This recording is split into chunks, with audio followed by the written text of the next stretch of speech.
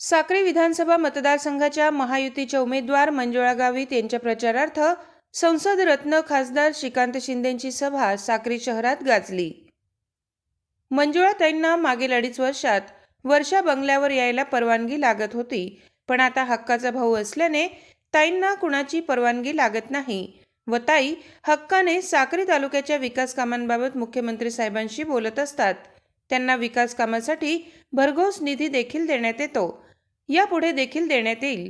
2.5 कोटी लाडक्या बहिणींना रक्षाबंधनापासून तर विविध सणांची भेट दिली आहे। सर्व लाडक्या बहिणींना विनंती आहे की आमच्या मंजुळाताईंच्या धनुष्य बाणावरील बटन दाबून प्रचंड मतांनी निवडून आणा। तुमच्या तालुक्यात पुढील होणाऱ्या विकासाची जबाबदारी माझी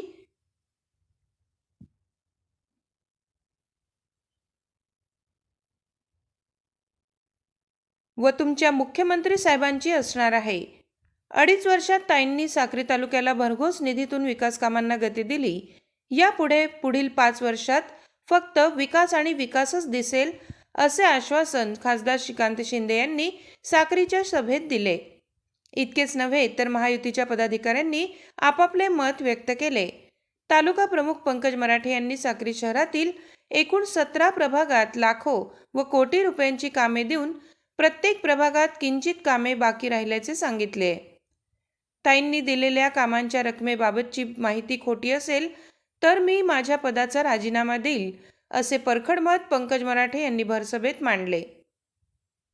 ताईंचा प्रचार व सभेचा धडाका सुरू असल्याने इतर उमेदवारांच्या मनात धडकी भरली आहे। आजची सभा पाहता यंदाचा गुलाल देखील मंजुळाताईंचाच असणार आहे, यात तीळ मात्र शंका नाही। या भव्य दिव्य सभेत खासदार श्रीकांत शिंदे, माजी केंद्रीय मंत्री डॉक्टर सुभाष भामरे, नामदार दादाजी भुसे, शिक्षक आमदार किशोर दराडे, शिवसेना नेते करंजकर, आमदार मंजुळा गावित, डॉक्टर तुळशीराम गावित सह महायुतीचे पदाधिकारी व कार्यकर्ते मोठ्या संख्येने उपस्थित होते। मीडिया लाईव्हसाठी रफिक शेख, साक्री, धुळे।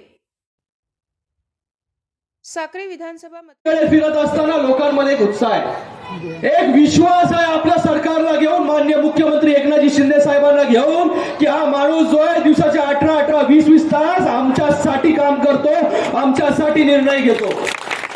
का घेतो? कारण की ते देखील तुमच्यामधून आलेले एक व्यक्तिमत्व आहे, एक साधारण रिक्षा चालक, ते एक महाराष्ट्र राज्याचे मुख्यमंत्री। सामान्य कुटुंबाला काय लागतं, कशा प्रकारे त्यांचं जगणं असतं, हे मला वाटतं मुख्यमंत्री मोदयांपेक्षा अजून कोण जाणतं चालेल। एक सामान्य कुटुंबातून आलेला व्यक्तिमत्व जे आहे, जेव्हा या सर्वोच्च पदावरती पोहोचतं तेव्हा सामान्यांचं जाण असणार हे नेतृत्व आपलं। आपण असंच म्हणत नाही की सर्वसामान्यांचं सरकार आहे, खरंच सर्वसामान्यांचं सरकार आहे, म्हणून प्रत्येक घटकाला न्याय देण्याचं काम जे आहे ते आमच्या सरकारने घेतलं। प्रत्येक समाजाला महामंडळ देखील देण्याचं काम आपण केलेलं आहे। आणि मला वाटतं मंजुळाताई आपण 5 वर्ष आमदार होता, पण अगोदरच्या 2.5 वर्षामध्ये 2.5 वर्षांमध्ये त्यांना काही मिळालं नाही ते तर दूरची बात आहे। किती वेळा ते वर्षावरती गेले असतील त्यांनी मला सांगावं। आणि 2.25 वर्षांमध्ये मंजुळाताई शिंदे साहेबांना भेटायला किती वेळा तुम्हाला कुठल्या अपॉइंटमेंटची गरज लागते, तुम्हाला कशाची गरज लागते? वर्ष जे आहे सगळ्यांसाठी ओपन करून टाकले, उघडं करून टाकलेले, कारण की लोकांची वास्तू आहे ही, काय कोणाची प्रायव्हेट प्रॉपर्टी नाही। आणि सर्वसामान्यांचे मुख्यमंत्री रात्री 3-3, 4-4 वाजेपर्यंत काम करतात। हे असं व्यक्तिमत्व जे आहे ते आपल्याला कधी मिळणार ना, असे मुख्यमंत्री आपल्याला कधी मिळणार। म्हणून आपल्याला पुन्हा मुख्यमंत्र्यांचे हात जर बळकट करायचे असतील तर आपल्याला मंजुळाताईंना पुन्हा मोठ्या मताधिक्याने जे आहे निवडून आणावं लागेल। मी आपल्याला हेच सांगायला आलो की आपण महायुतीच्या मागे उभं। मी काल एक व्हिडिओ पाहिला, त्या व्हिडिओमध्ये जे आहे हे काँग्रेसचे सर्वेसर्वा राहुल गांधी जेव्हा छत्रपती शिवाजी महाराजांची मूर्ती त्यांना देत होते भेट, तेव्हा मूर्ती देत असताना मूर्ती बघितली आणि लगेच बाजूला बघितलं। म्हणजे किती हा द्वेष। आपण सावरकरांबद्दल बोलतो, आज जे आहे हिंदू हृदय सम्राट बाळासाहेब ठाकरे बोलायचे की माझ्या पक्षाचं कधी काँग्रेसीकरण होत असेल तर मी माझा पक्ष बंद करून टाकेल. आज त्यांचे सुपुत्र जे आहे त्या काँग्रेसच्या मांडीवर जाऊन बसले. आणि कोण आहे? सावरकरांबद्दल रोज अपशब्द वापरणारे हे लोक, सावरकरांना शिव्या देणारे हे लोक, हिंदुत्व जे आहे हिंदुत्वाला काळीमा पुसणारे हे लोक, बाळासाहेबांचे विचार विसरले, हिंदुत्वाचे विचार विसरले. आज यांच्यामध्ये ताकद राहिली नाही. जेव्हा सावरकरांबद्दल एक शब्द जो आहे तो काढतात, सावरकरांबद्दल जेव्हा बोलतात तेव्हा एक चकार शब्द जो आहे तो यांच्या तोंडातून निघत नाही, कारण की हे घाबरतात. आज अशी परिस्थिती झाली आहे की सगळे विचार जे आहे ते विसरून झाले. आता आयडिओलॉजी काही राहिलेली नाही. तर आता आपण काय करायचं? पूर्णपणे डिपेंडेंट जे आहे काँग्रेसच्या वोट बँकवरती राहिले. लोकसभेमध्ये आपण पाहिलं की काही जागा ज्या निवडून आल्या त्या फक्त आणि फक्त काँग्रेसच्या वोट बँकमुळे जे आहे त्या त्यांच्या जागा निवडून आल्या. मुंबईमध्ये देखील फक्त आणि फक्त काँग्रेसच्या वोट बँकमुळे या उभाट्याच्या जागा काही प्रमाणामध्ये निवडून आल्या. मात्र त्यांना आम्ही सोडू शकत नाही. पण आज ज्या काँग्रेसने शिवाजी महाराजांचा अपमान केला, ज्या काँग्रेसने सावरकरांचा अपमान केला आणि ज्या काँग्रेसने ज्या हे वंदनीय बाळासाहेब ठाकरे यांचा मताचा अधिकार देखील काढून घेतला होता, आज त्यांच्याच बरोबर जाऊन बसले फक्त आणि फक्त सत्तेसाठी. आणि 2019 मध्ये देखील हे युती तोडायचं पाप देखील त्या फक्त आणि फक्त खुर्चीसाठी केलं. पण मी आता तुम्हाला सांगू इच्छितो, लोक जे आहे जरा समजदार आहेत. लोकांनी जे आता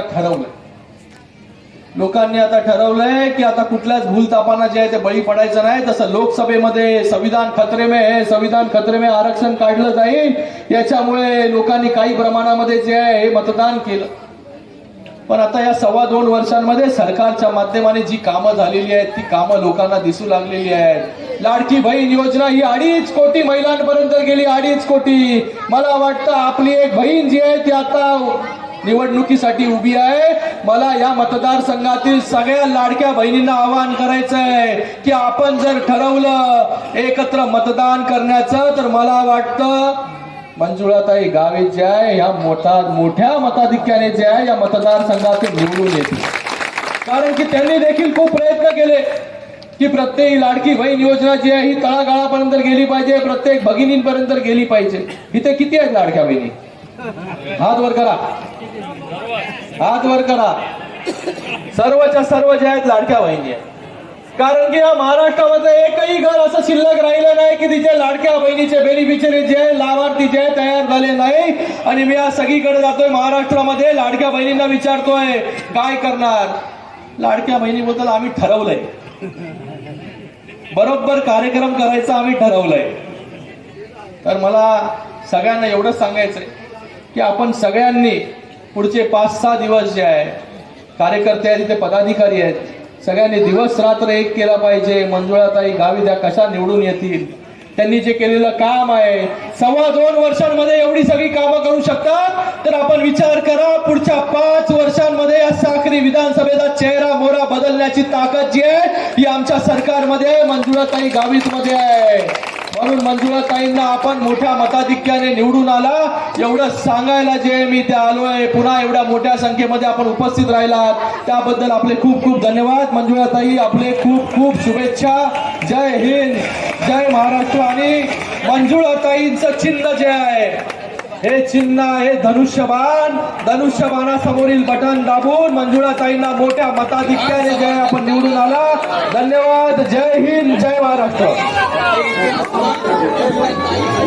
चला चला चला चला चला चला उठलो.